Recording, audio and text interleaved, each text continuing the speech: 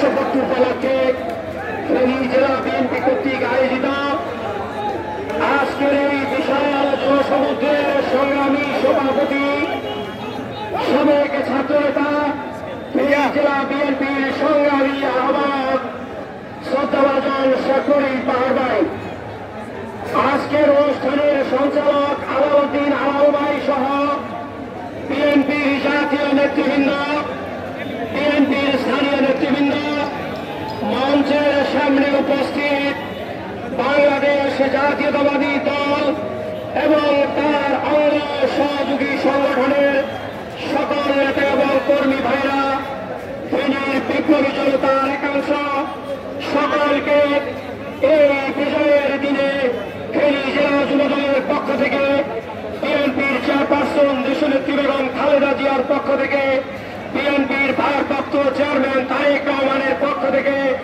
যুবদল কেন্দ্রীয় নির্বাহী কমিটির পক্ষ থেকে রক্তিম শুভেচ্ছা এবং বিপ্লবী অভিনন্দন। সংগ্রামী উপস্থিতি, সারা বাংলাদেশে ফ্যাসিবাদ খুনি শেখ হাসিনা 17 বছর মানুষ হত্যা করে, নির্যাতন করে, গুম করে শেখ হাসিনা মনে করেছিল ক্ষমতার মসনদ তার জন্য চিরস্থায়ী হয়ে গিয়েছে।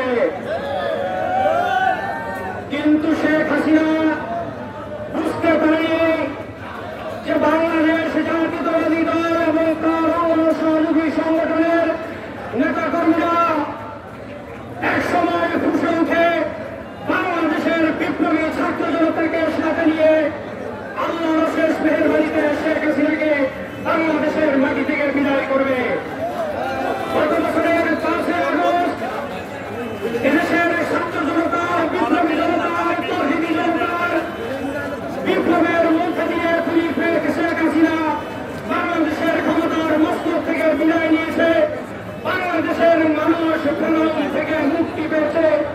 আমরা 1 বছর পূর্তিতে সময় বলি সবাই আলহামদুলিল্লাহ। আজকের এই সমাবেশের 3টি কথা বলে বক্তব্য শেষ করব। প্রথম কথা হচ্ছে 17 বছরের বিএনপি পরিবারের যত নেতা কর্মীদেরকে ফেনী জেলার প্রত্যন্ত অঞ্চলে নিজাম হাজারীর নেতৃত্বে হত্যা করা হয়েছে, প্রত্যেকটি হত্যার সুস্থ বিচার করে তদন্ত করে বিচারের আওতায় এই সমগ্র ফেনী জেলা ব্যাপী আমার মনে হয় 5 থেকে 6 হাজার কোটি টাকা লুটপাট করা হয়েছে। এই টাকা ফেনীর জনমানুষের সম্পদ।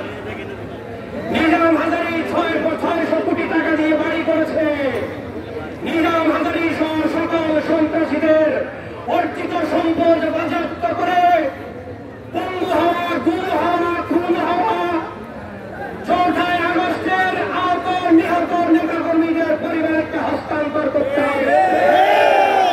তারপরের দাবি হচ্ছে যে সকল অস্ত্র দিয়ে 3 তারিখ, 4 তারিখ, 5 তারিখে বিএনপি পরিবারের নেতাকর্মীদেরকে গুলি করা হয়েছে, আমাদের নিরীহ নিরস্ত্র সন্তানদেরকে গুলি করে হত্যা করা হয়েছে, এই সমস্ত অস্ত্র কি এখনো ফেনীর বাইরে আছে?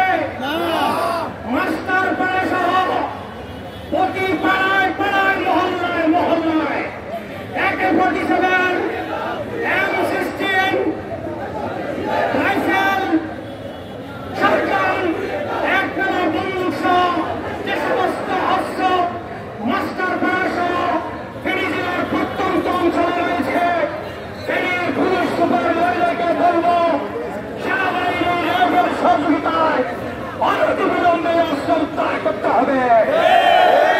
আর শেষ কথা হচ্ছে যে সমস্ত সন্ত্রাসীরা প্রকাশ্য দিবাগে আমাদের সন্তানদেরকে গুলি করে হত্যা করেছে, পাখির মতো আমাদের ভাইদেরকে আহত করেছে, সেই সমস্ত যে সমস্ত সন্ত্রাসীদেরকে আমরা দেখেছি AK-47 চালাতে, শটগান চালাতে, তাদেরকে যদি পাওয়া যায় হাত পা ভেঙে চুরমার করে দেওয়া হবে, হাত পা ভেঙে চুরমার করে পুলিশের হাতে দেওয়া হবে।